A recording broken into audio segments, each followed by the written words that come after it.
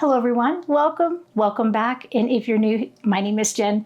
So today's project is a super cool project on Cricut coasters. Check these out. These look amazing. Now, if you don't have a sublimation printer, that's okay. Go ahead and watch the video because I got some really good tips for you on working with these coasters. And you can always use your infusible ink markers to create the same effect. So if you're ready to go ahead and get started on this project, grab your favorite beverage, hit the like button, settle on in, and let's get crafting. So for this project, we're gonna need the Infusible Ink Square Coasters from Cricut, and I did already open the package. I would suggest do not open this until you're ready to do your project. I do have a paper trimmer so I can cut down my designs, which I have here. So these were printed on a sublimation printer on sublimation paper. So you cannot use an inkjet printer or a laser printer. It must be a sublimation printer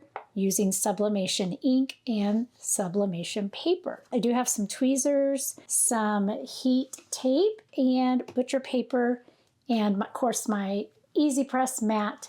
And then warming up right over here to my right is my Easy Press 2. So let's go ahead and get everything put together so we can get these pressed out. Okay, so these designs, I will link them down in the description below. I did upload these to Cricut Design Space, and they're just this folk art Nordic vibe, and I just really like it. I am really hoping that these come out super well. You can see that I did use, quote, print then cut when I put them into Design Space, size them, etc. So that's why I have the registration marks. But I didn't print to my regular printer and cut them out on my Cricut. All I did was send them straight to my sublimation printer. So I'm going to go ahead and cut these designs down using my paper trimmer.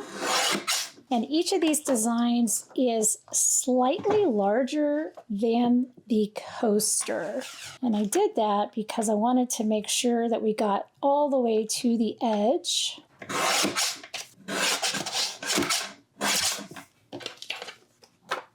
Okay, so my next task is to go ahead and prepare the coasters. Now you cannot use a regular iron. You must use some sort of heat press that reaches at least 400 degrees. We will be pressing these at 400 for 60 seconds. And before we do that, we're going to prepare the surface of these square coasters. Okay, so I'm just going to use a lint-free cloth and I'm just going to wipe these down really well. Try not to handle them too much after I wipe them down. They have like a glossy white surface. Okay, I think that's good. So my next step is going to be to get these down onto the coasters. And I'm going to get some heat tape ready. I'm just going to put it here on the edge of my mat so that it is ready to go. Okay, so here's what I was thinking is that I would put the design down and kind of get this lined up so that I know that it's like level, I guess is the right word that I would use. And then I'm going to just put this coaster right on top, and I'm going to come a little bit from the edge on the left and the top. I will have extra material here on the right side and the bottom, and that's because I sized these up just slightly.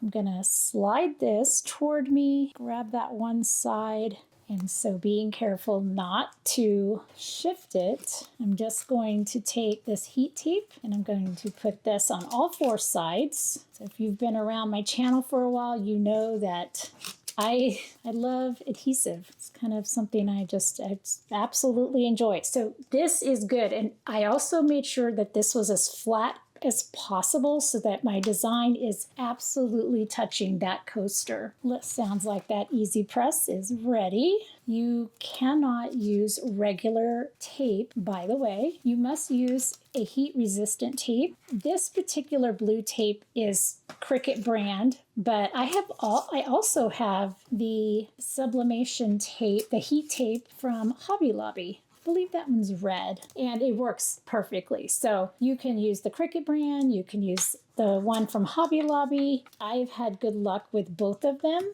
So just make sure, just buy the one that you prefer. Okay, and we got one more here. I am super excited to see how these turn out. Normally, the coasters I make are those ceramic coasters that you can buy. I love the Cricut ceramic coasters. Like, absolutely love them. And I did use square coasters one time when I first got my Cricut. I must have not followed directions or something. So I don't know what I did, but they didn't come out the way I had expected. So I haven't tried them in a while, and then I saw the square coasters on clearance, and I thought, well, it's been a while and I know a lot more, so I'm going to go ahead and just try it again. All right, so here we have our prepared coasters. Our easy press is ready. I'm going to grab some butcher paper. Now I need to protect the surface of my mat for sure, because I do not want to have ink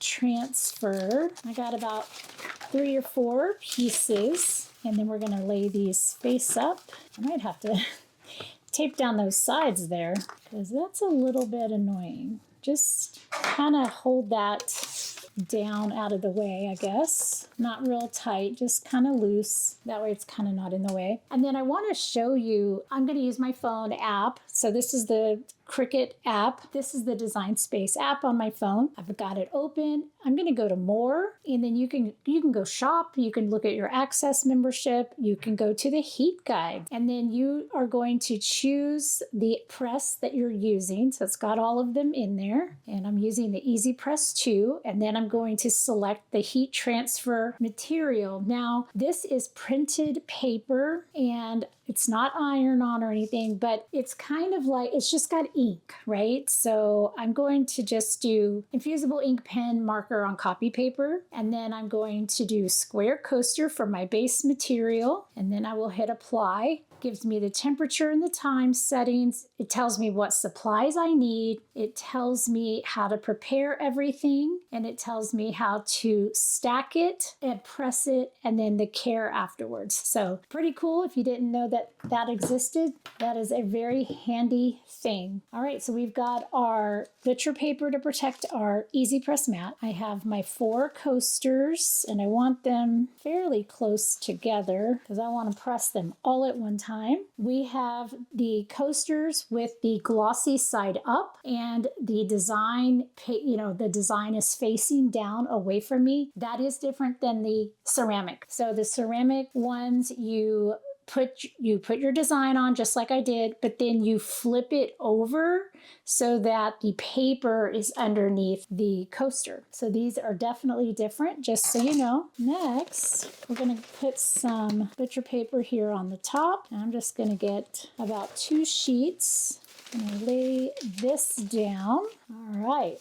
So let's get that press and bring it in here. And I'm just going to set this down.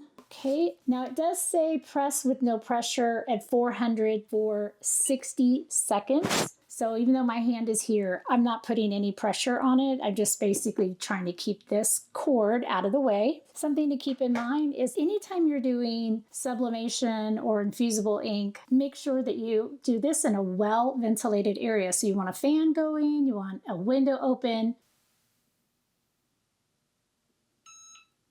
Okay, this is done. So I'm going to slowly lift this straight up. You don't want to shift it either way, just lift it straight up. Try not to move anything. Okay, I'm going to put this back in its cradle, and actually I'm going to go ahead and turn that off too while I'm at it. Okay, now we're going to let this cool completely. However, I want to pull it off of the mat simply because the mat is designed to hold heat in and draw the heat back toward your project. So I'm going to pull very gently. I'm just going to pull my mat out from underneath, just like that. And this will cool a lot faster on my glass mat than on here. Okay, and then I'm just going to wait for this to completely cool. And while I do that, I'm going to actually do a cleanup, which is very convenient. And so when I come back, we will reveal the project. All right, I think these are pretty much cool and ready to look at. This is why we have butcher paper. It does have ink transfer, so I definitely will not be saving this piece of butcher paper, and I probably will not save this one either because I can see a little bit of ghosting there. Okay, and then I can see, so all of this butcher paper is going to get tossed. I've got plenty. It's real important that you don't save the butcher paper. Let me see if I can just lift this with my tweezers. Oh, y'all, it worked. Okay, the first time I used these infusible ink square coasters, it didn't, like, I don't know what I did, but it was not good. The results were not good. Look at that. Oh my goodness. That is so pretty. This is exactly what I was hoping for. I almost feel like the 60 seconds is too long. That is so nice. Now, if you don't have sublimation printer, you can use on these coasters, you could draw it out with the infusible ink markers and color it in. Here's a blue one. Love it. So there's lots of materials that you can use, but what you cannot use is a regular inkjet printer. You do have to use some kind of sublimation ink or an actual sublimation printer with sublimation ink. Okay, these are fantastic. These came out exactly as I had hoped. Zoom in a little bit. These are just gorgeous. Now, the good thing is, these are very smooth and glossy. This is, this color, all of this is infused into the porous surface. Oh, these came out so great. Okay, so let's just take another look one by one.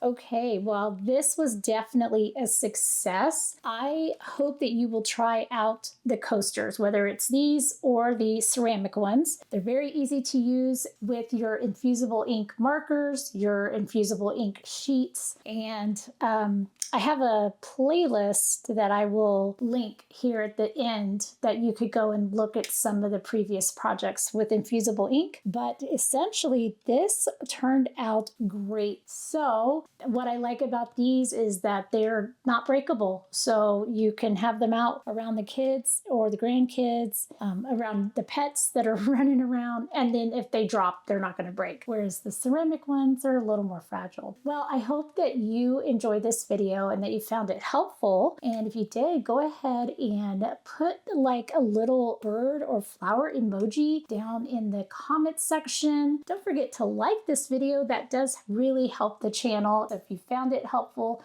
don't forget to like, and you can share it with your crafty friends. I will be linking all of the materials down in the description in case you want to recreate this yourself. This was fun. This is a good project for you to try. This is a very beginner-friendly craft, even without using the sublimation. Definitely give it a go. All right, well, until I see you in the next card or craft, I hope that, as always, you have an amazing day and happy crafting. Thank you all so much for watching today. I'm so glad that you can join me at my craft table. If you're not already, I'd love to have you as a subscriber, and don't forget to hit that notification bell. That way you'll know when new videos arrive. Have a great day, and as always, happy crafting.